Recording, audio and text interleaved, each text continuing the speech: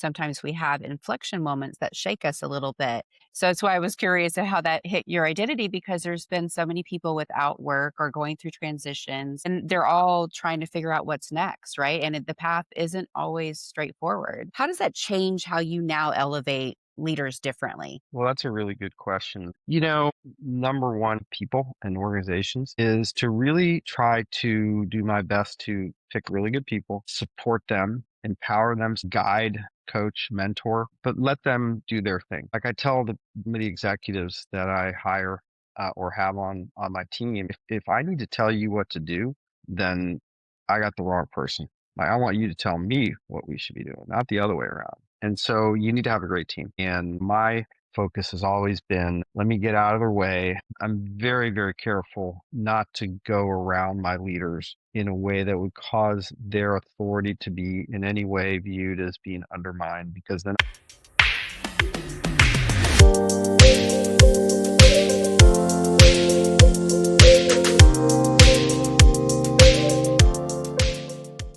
Hi, I'm Christy. Welcome to Inside the C Suite, where execs get real about leadership, impact, and what's truly driving high stake decisions. I'm honored to have on the show today Andrew Levy. Andrew is the CEO of Avelo Airlines, an industry veteran. He's seen both hyper growth and the kind of moments that redefine leadership forever. Hi, Andrew. How are you? I'm doing great. Thank you. How are you? I'm good. Thank you so much for holding space for the audience today. I'd love you to introduce yourself and briefly, what you guys are doing at Avelo. Sure. Well, I'm the CEO of Avelo. I'm also the founder of the company. Some people would view us as an ultra low cost carrier. I don't like that moniker. I think we're just a high value new entrant on the scene. We've been around 5 years now, but compared to American or Southwest or Delta or others, we're relatively new.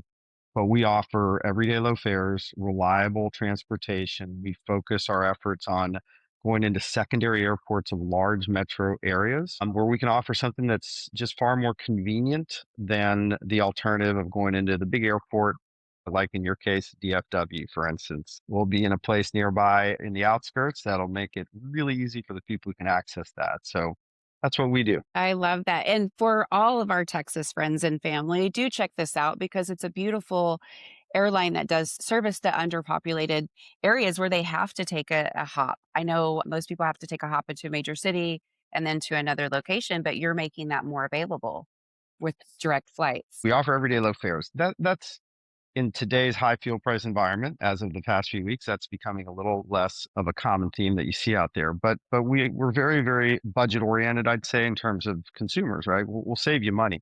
But I think what makes us unique is the focus on also saving you time and making it easier.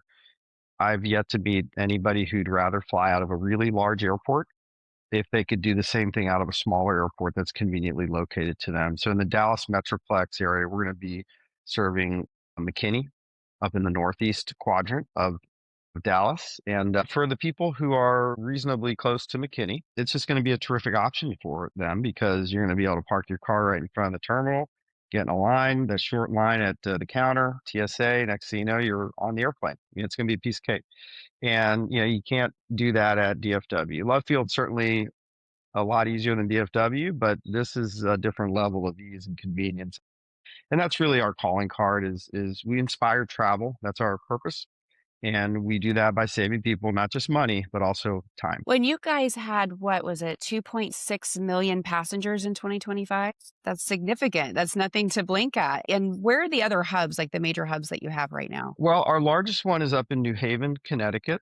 So we serve the entire southern Connecticut region out of there. That was an area where before we went in there, most people would go to LaGuardia, which is an hour and a half drive. And there's a lot of people in southern Connecticut. And so that's taken off and done exceptionally well. So that's by far our biggest location. Our second largest location is, we call it Philadelphia Wilmington. It's an airport in Wilmington, Delaware. It's just south of Philadelphia. And again, it's, a nice, convenient, easy to use airport that is on the southern, I guess, outskirts of a massive area in terms of Philadelphia metro area. We also are in Charlotte Concord, Concord is just outside of Charlotte. It's right off the Ring Road and 85. It's right next to the Speedway, if anybody likes racing. And so we're very excited about that opportunity. Charlotte's a dynamic, very fast growing and already pretty good sized metropolitan area. And then lastly, we have a presence in Lakeland, Florida, which we call Orlando Lakeland. Actually, maybe closer to Tampa, but it sits right in between Tampa and Orlando, just off the I-4. And the I-4 corridor, kind of like Texas, where we are, that is one of the fastest growing areas in the United States, filling up with population in between both Orlando and Tampa. And we're situated really nicely in between the two, again, with a very nice, easy to use small airport. So those are our four bases. We're thrilled about McKinney. That'll be our fifth. We expect to open that in November, as soon as the airport's ready to go. Well, you've already got a fan, so I'm super excited to try you guys out. We'll have to see how that goes. Well, this is a leadership podcast, and I know that you have led through so many different things. And most leaders are taught, to be confident and to be decisive and to be even optimistic. And seeing Andrew, I know you've led through tragedy, volatility. I mean, look at our environment today. I'm sure that that's brought a lot of challenges to you recently. Everything from navigating the airport to safety and customer service, et cetera. So your philosophy is more of like a stay steady philosophy. Could you share a little bit about that? Yeah. And I'd say one other thing about that, the way I view things is I believe in being very genuine and very authentic. I wasn't taught leadership. Maybe it just comes natural to me in some ways. I guess I could point to a lot of cases in my childhood where I suppose that's the case. But I've just always been very genuine, very authentic, and also honest and direct. And I think that those are really important attributes for any leader. At least it's certainly worked for me. As far as staying steady, I think that for me early in my career, I've had a very kind of eclectic career.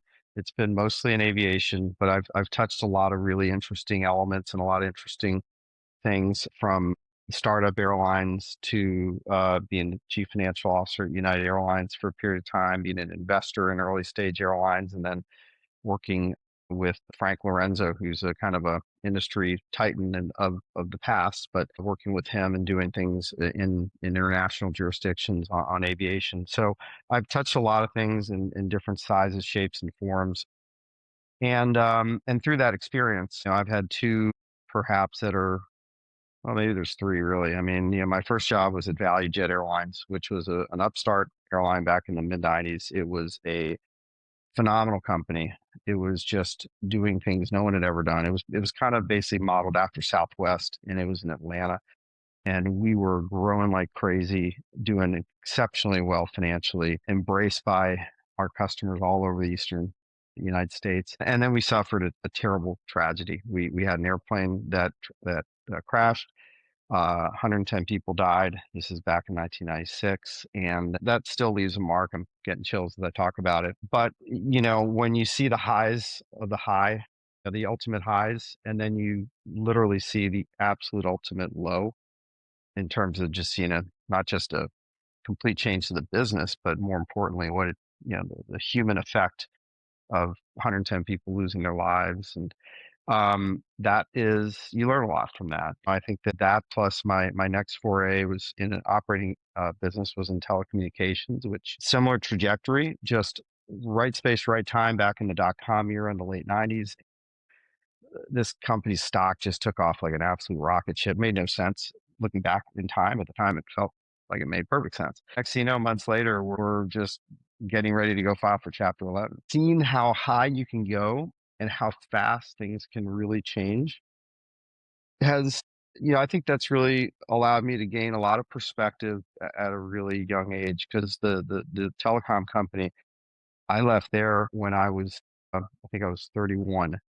So just in my 20s, I was able to see those two examples of just incredible highs and incredible lows. And I think that's helped me as I've gone forward in trying to maintain steady balance on not getting too excited, not panicking, always trying to stay in some kind of middle ground. Doesn't mean I don't get emotional, because I do. I get upset, I get angry, I get happy, but I try to keep things in perspective. And I think when you have experiences like that, it helps you do that. I believe it rewires you as a leader. It has to, right? When you Yeah. experience like high success Absolutely. and such low losses. And you said that, you could feel it in your body now when you talk about the 110 souls that were lost. What was that like to lead in that moment? And how did you keep your team together when they're looking for certainty when there might not be certainty? Well, at that time, I didn't have a lot of people reporting to me. In fact, I'm not even sure I had anybody. I was in a kind of a I was in a leadership role as a director of contracts, but I was in a more of an individual contributor position, I suppose. But I touched all aspects of the business because of the nature of my job. And one of the areas that I had oversight was the underwriters, the insurance companies.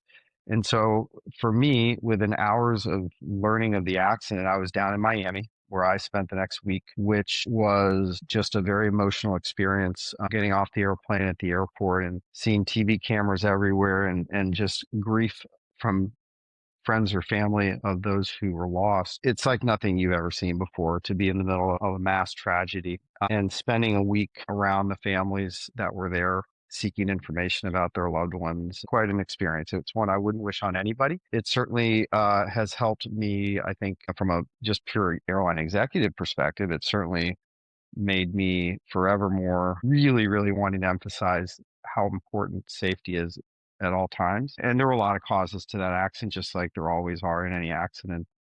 But yeah, that left a big mark, and it helps put things in perspective in a big way. So maybe Well, that's the and biggest one.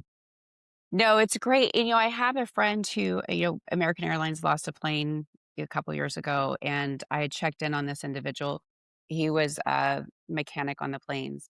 I said, how are you doing? And he said, I'm really glad you asked that question because no one's asked that question. And he said, "We're mourning.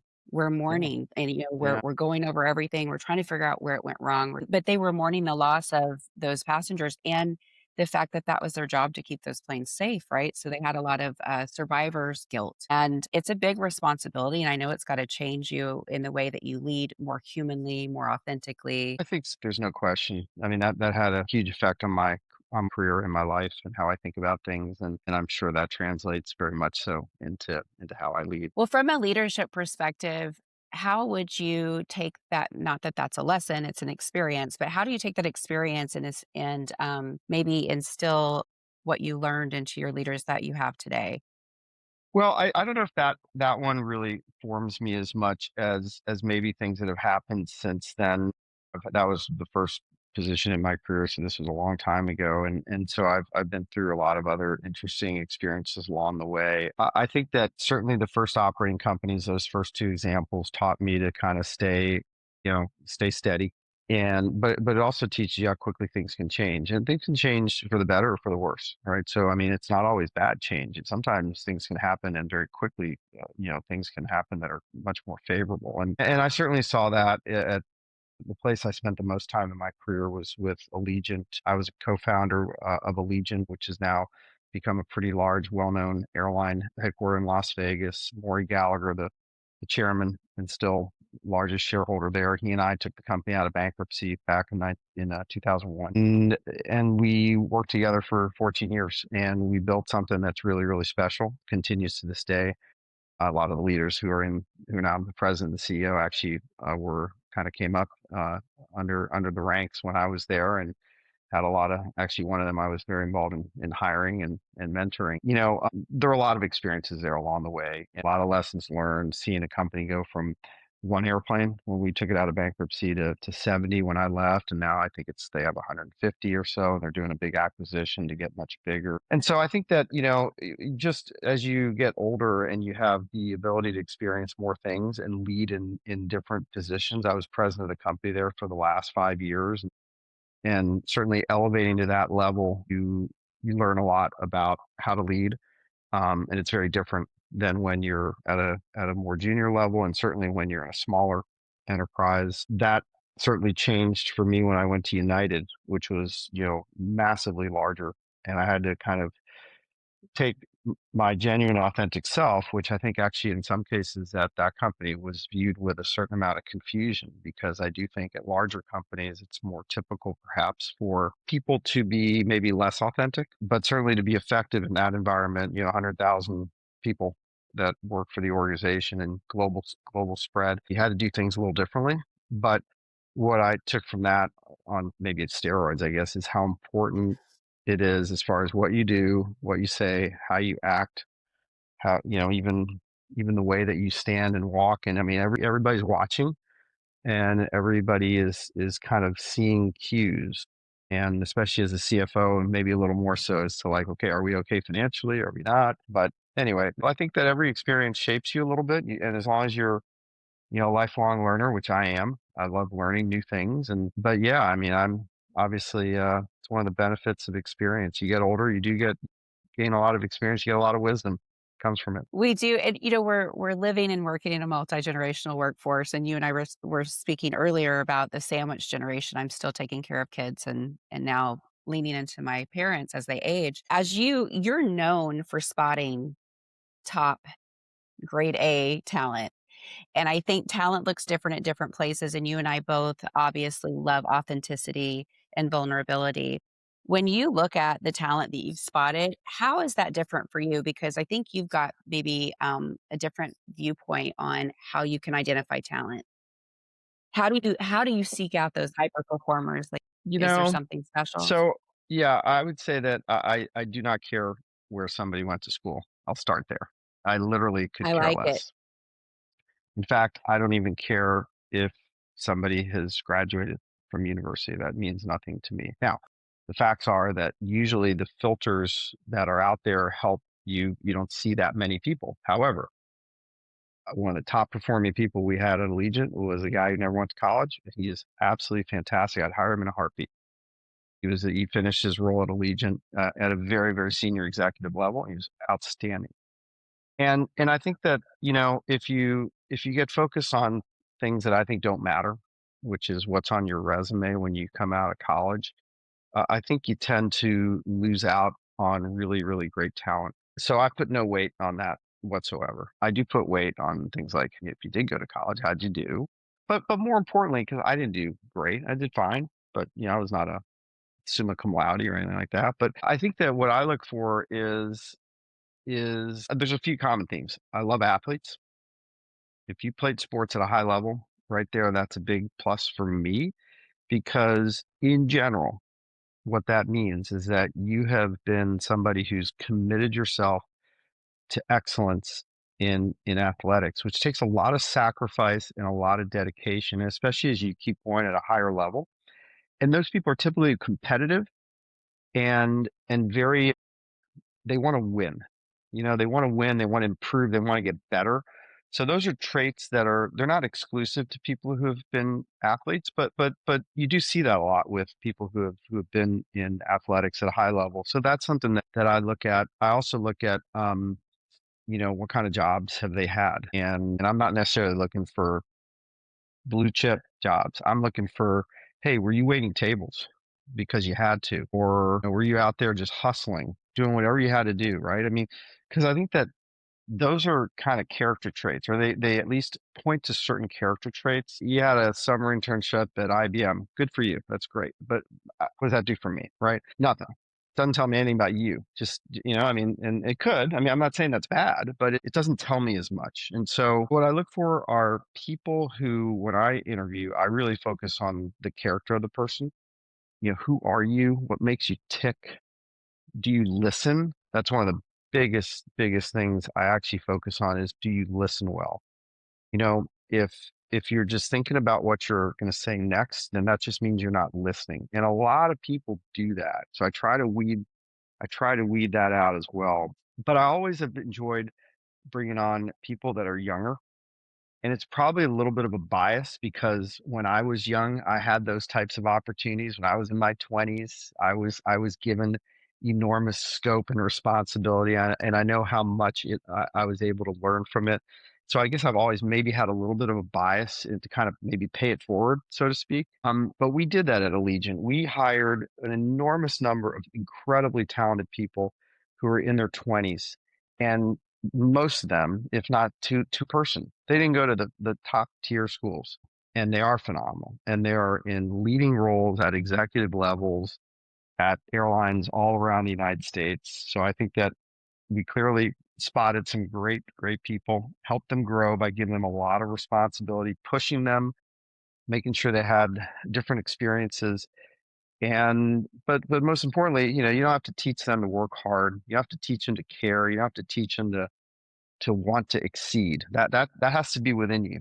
And so finding people like that is, I think, the trick. And then of course supporting them and letting them do their thing. So I've had a lot of success with that. This is what I heard. Hopefully, I'm a good listener. You want disciplined, caring, and curious individuals. I love that. I think that's I think great. that's right. And you alluded to mentorship, and a lot of these individuals are now in C suite roles. Was there anything different with them that shined to be able to put them on the hypo track?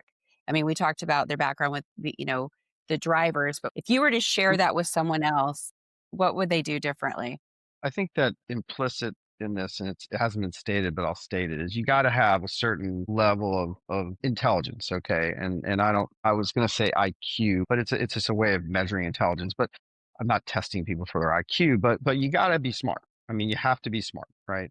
And you got to be quick. You got to be, so you got to have a certain speed up there that you either have or you don't, I mean, just to be fair, or else you're not going to be able to operate at that level, and at least not in a larger enterprise, right? I mean, the larger companies are more difficult and more complicated in so many different ways, and it takes a certain amount of just brain power. But I think that I think it's really, maybe it's more than anything, it's a work ethic that you see. And maybe for me, it's an attention to detail, because I think those in some ways go hand in hand. When I get something that's produced by somebody and it's thoughtful, it's well reasoned, it doesn't have mistakes on it. If I see an Excel mistake, immediately I'm just questioning, okay, what else is wrong here? Right. And if I see a spelling mistake, it's like, okay, this is just sloppy, right? It just immediately tells you something, and it's not a good thing, right? So those are the kind of things that when you see that, you see the ability to listen, the ability to communicate, a high speed of motor skill or intelligence, and just skills, being able to be fast and quick, being able to support a position with data, and then having work that inspires confidence because you're not seeing mistakes or sloppiness. Those are the kind of things that I think point to people who generally are going to go far, and some people can think very strategically. Some people are less capable of doing that, but in some ways that just dictates where you're going to go and in what role and maybe how high you can go. I mean, even if you're not maybe the biggest strategist, that doesn't mean you can't be a CEO. You just need to you need to build a team that helps you with your areas that you're less smart or less capable in, right? Nobody's perfect, right? And we need to build teams that not just help the individual, the leader, but also that can work together and for the organization. Not everybody needs to be able to be great at everything, but you got to make sure you have every piece there. But yeah, we've been able to just grow really high potential people, and we didn't make them high potential. They were just built that way, and that's the trick: is finding the character and the people that really want to succeed and have that sense of the drive to do something great, whatever that may be. Doesn't need to be running a big company. It just means to be maybe just doing great work, And drive for so excellence. That was a great absolutely. answer. Yeah, Well, and look, let's go to a place that I know most leadership avoids talking about, failure. So, can you share with me a time that you failed and what you learned from it? sure. And by the way, it's interesting you mentioned that, because I always try to make sure I ask that question when I interview executives. Just tell me about a time you failed. And it's like, I don't care if it's personal, business, doesn't matter to me. Tell me about a time you failed. And the ones that can't think of anything, it's like, okay, you're not the right person for me, because everybody's failed. I mean, you Mhm. can't succeed unless you've failed. And you learn a lot from failure. And actually, you learn a lot more from failure than success. It's kind of trite, but it's true. For me, as I was thinking about that question, staying on a purely professional basis, I would say that, look, I got fired at Allegiant. I was there for 14 years. And Maury and I had worked together for an entire time. It wasn't just me and him. There were others, of course, along the way, but the whole way there, it was me and him on day one, and I was the president when I left, and we got to a point where we just weren't working very well together, and I was already kind of starting to think about going elsewhere. but he made it not my option. And that was unexpected. It was not a good feeling. I wasn't that upset about it because it was time for me to go. It really was, and I just hadn't kind of come to grips with that, I guess. But it was a failure. And it actually took me a while to even recognize it as a failure. I think I was just too proud, maybe, and I committed myself. Well, I was leaving anyway, so who cares? But it took me a while to realize and look back and think, okay, yeah, you know what?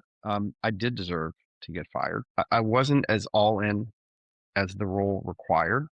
I was kind of coasting. I was complacent. I wasn't communicating effectively. I lost sight of the fact that he's still the CEO, and even if he had given me enormous rope, I didn't think I was the CEO or anything like that. But I kind of just I don't know. I started maybe to marginalize him a little bit, and I learned a lot about that. And I've he and I've had these conversations since then that I uh, I failed to continue to really stay close and connected and communicate effectively, and it was that gap that was really my responsibility to do, not his. At the time, I felt like, okay, well, if he doesn't want to know, well, then okay, I don't need to tell him what's going on over here. Wasn't trying to hide anything, but it was my failure to keep really close and connected that I think it created a kind of a gap between us, and over time, things got to a point where it just didn't work anymore, and I learned from that. It's really important to number one, don't take anybody for granted, and don't take what you're doing for granted. Know that you are, and I used to say this and I knew it as well, but it hit home the idea that, hey, everybody is replaceable. Life will go on without you in that role. Whoever you are, whatever role that is, it doesn't matter. Everybody's replaceable. And and that certainly hit home. And I think there's a lot of good lessons to be learned from that. But I think it's also a reminder too that look, I'm not ashamed to say that I got fired. I didn't get fired because I did a bad job, but maybe I mean I did a bad job in terms of communicating. The company was doing great. I had great teams, but I failed in staying close and connected. The leader who I was supported and my partner, my business partner. Look, I learned from it, and that's what else can you do, right? Like I said, you learn a lot from failure. So I feel like I've learned a lot from that experience, and I'm very comfortable talking about it. I love that you're so vulnerable, just ripping off the Band-Aid there. So going through that, I mean, I'm sure it had to feel a different way. Did your identity shift in that moment? Absolutely, it did. Yeah, that was actually a little bit of a disorienting experience because it was not just like, hey, it's time to go, but it's like it's time to go like right now. And it was like I think I had a day or two to kind of just say my piece, and that was very disorienting because I was kind of I think publicly I was the face of the company at that point. Certainly internally, I was viewed that way. Not to diminish Maury in any way at all, but just I was just responsible for so many areas of the business directly, and to go from that and something I've been doing for 14 years and we had a lot of success. We built a great company. It was very disorienting because immediately now I'm like, well, what do I do now in my day to day life? Like, what do I do tomorrow? Right. And then it became, well, what do I do with my life? Like really ask a lot of questions about, okay, what do I want to do? And, it's interesting because, we'd had a lot of success, and there was a lot of financial success that came with that which in some ways is even more disorienting because you can kind of do in some ways maybe whatever you want, and that's even harder in some ways. I mean, it's don't get me wrong, I'm not complaining, but when the world is your oyster, so to speak, it's like, well, where do I go? What what do I do? And So for the many first time, options and I had to think opportunities. about like, well, what do I do? I could do all kinds of different things with my life. What do I do now? And when you retire, you think about it and you're leading up to it, you plan it, and then maybe you figure out what you want to do. Or if you know you're going to leave a position, you kind of start thinking about it well ahead of time. But when it happens that way, it's very disorienting. And so, yeah, but it wasn't that bad. Don't get me wrong. It was after a while, I was having a good time, enjoying life. Yeah, I married the woman who is my wife, and we were together at that time, so we were having a lot of fun. And ultimately I decided to pursue what I'm doing now. But yeah, it was definitely a disorienting moment, and it was very much part of my persona. It was tied into the role that I had and had for so many years. Well, and I think that, everything you've shared about your makeup, the fact that you seem very grounded and authentic and in touch. Sometimes we have inflection moments that shake us a little bit. So that's why I was curious at how that hit your identity, because there's been so many people without work or going through transitions, and they're all trying to figure out what's next, right? And the path isn't always straightforward. So with you going through that, Andrew, how does that change how you now elevate leaders differently? Just because you've been on the other side. Well, that's a really good question. Well, I number one is that I'm kind of in his role now. I'm the boss, and and so that's a little bit of a, it is lonely at the top. Even when you're president, it is lonely at the top there too. But when you're the CEO and the person everybody's looking to, yeah, I mean, you don't have a lot of people to turn to. It's just kind of you. But I think I've always had a view as to how I've managed people and organizations is to really try to do my best to pick really good people, support them, empower them, support them, guide, coach, mentor, but let them do their thing. Like I tell the executives that I hire or have on my team, it's, look, if I need to tell you what to do, then I got the wrong person. Like I want you to tell me what we should be doing, not the other way around. And I really believe that, right? Our company is a very complicated company. It's very small compared to some of the larger airlines, but we have about 1,000 employees. So we're not small compared to most businesses, but it's a very complicated business. We're an e-commerce business. We're a logistics business. Our single biggest cost input is a commodity that we have absolutely zero control over the cost of. And if it's not the most competitive business in the world, I don't know what could possibly be more competitive than the airline business, where you have these assets that can be picked up and moved in a moment's notice. And so you need to have a great team. And my focus has always been, let me get out of their way. Let me make sure I don't give mixed messages. Let me make sure that I don't undermine anybody. I will talk to the next level for sure if I have a question, but I'm very, very careful not to go around my leaders in a way that would cause their authority to be in any way viewed as being undermined, because then I'm just not doing them a favor, which really comes back at the end of the day. It makes my life more difficult. So those are some things I've learned from maybe seeing others do things that I think could have been handled better without naming names. But those are things I've learned and wanted to try to make sure that I adapt and don't do those types of things. I love that you're giving responsibility and authority, and you're protecting that relationship with the downline. That's really important. Very few leaders do that. Well, responsibility without authority is really a lousy place to be, and I've been in that Yeah. position too. And Same. I'll be honest with you, I was, I won't name names, but I was at a company that is not Allegiant, and I had a lot of responsibility, but I didn't feel like I had the authority. And at Allegiant, to some extent, same thing. And that's a tough place to be. That's a tough place to feel like you are responsible, but you don't have the authority you need to get the job done. And you kind of feel like you're in a no-win position there because you are. So yeah, I try to not do that to others because I didn't like it when I was on the receiving end of it. And look, at the end of the day, you got to let people fail. I mean, you can't make huge mistakes. You can't make mistakes that can put the company at risk, but you got to let people fail, because it's only then that you can really determine, do I have the right person? Or maybe they fail and they learn from it, which is great because it's about learning, right? I mean, nobody's perfect. Everybody makes mistakes, but how do you handle failure? And if you fail too often, well, then you're in the wrong, either you're the wrong person or you're in the wrong job, one of the two.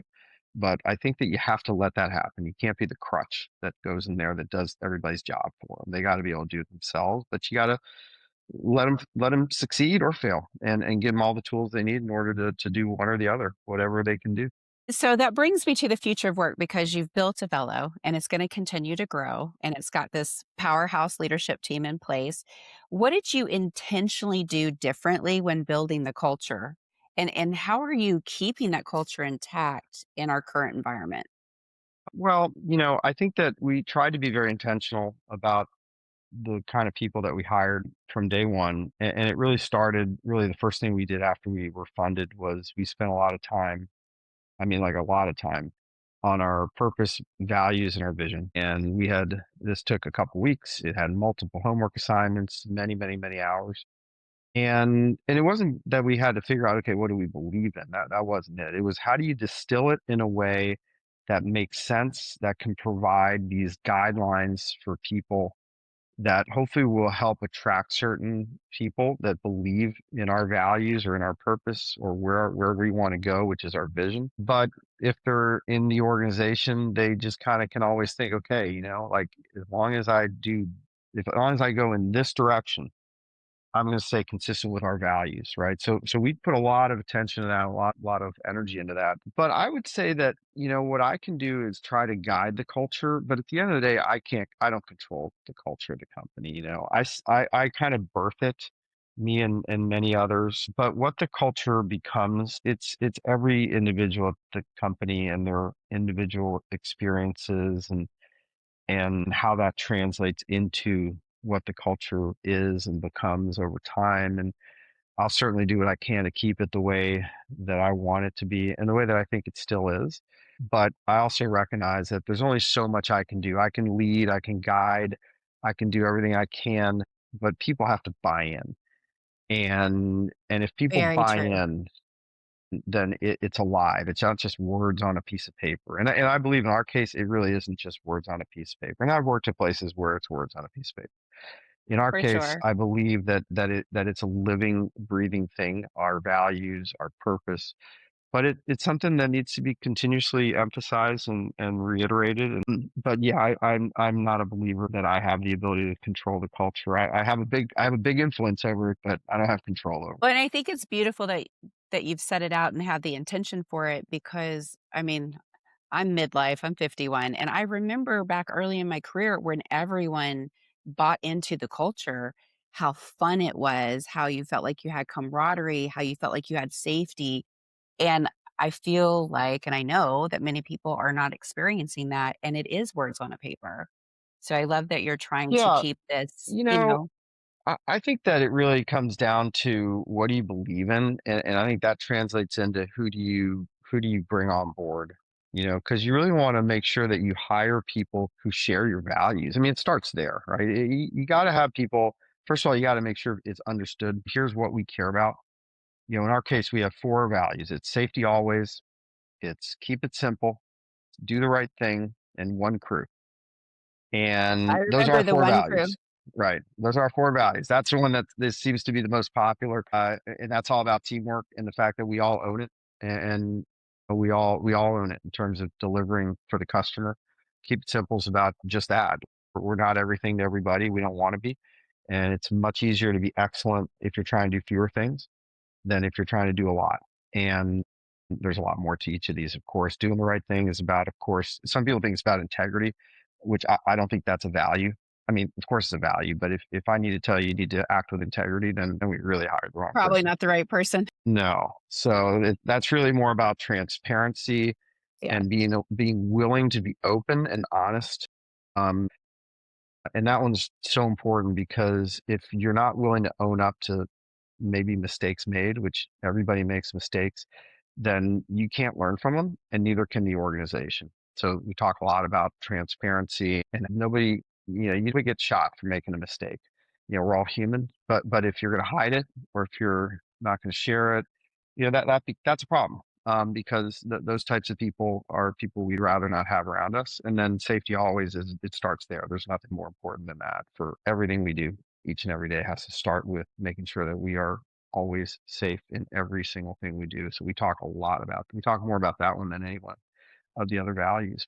Explain what they are, why they're important. It's kind of a little bit of a filter too for people that want to come because it's either a magnet for some and others, maybe it's a repellent. But I think, what you need to do then is just make sure that even those people, because you're not going to be perfect, you're going to bring on some people maybe who don't know how to live by those values. Those are people that you just have to get out. You just got to get rid of them because that's what starts to chip away at your culture over time, not kind of making sure that the people you do have really are bought in to what you're doing. And it doesn't mean you're a bad person, but no place is for everybody. We need people who are believers and are going to commit. And everyone is replaceable. That's fact. Everyone's replaceable. So I'm going to ask one last question, then we'll wrap up. But technically two. So if you could share some insight with people that travel, what would it be? I've traveled a ton globally, and I see my fellow travelers and how they show up. And I'm just curious, if you had one guidance to the just general population about travel and engaging with your employees and Yeah, others, what would that be? sure. I would say don't take it for granted. Like, we move 1 billion people a year in the United States alone safely. Billion passengers, 1 billion. And it's amazing that we do that safely. But what's also amazing is that we do that in the face of this incredibly complicated business that we run, where weather is always there. You have true constraints, whether it's ATC, these are machines, they will break. These are people, they sometimes do get sick. And I think that even with all that, about almost 80% of the flights that are operated by commercial scheduled airlines, and we're number one or two in the last 3 years in terms of on-time performance, but almost close to 80%, high 70% of the time, you get to where you need to go, not just safely, but on time. And that's incredible. And I think that there is an expectation that everything should always go perfectly. And when it doesn't, people get really angry. And even if they know it's snowing outside and they know why things aren't going perfectly, they're still angry.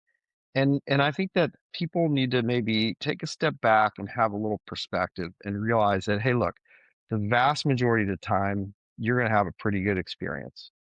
But there are going to be days that are just going to be tough. Things are just not going to go your way.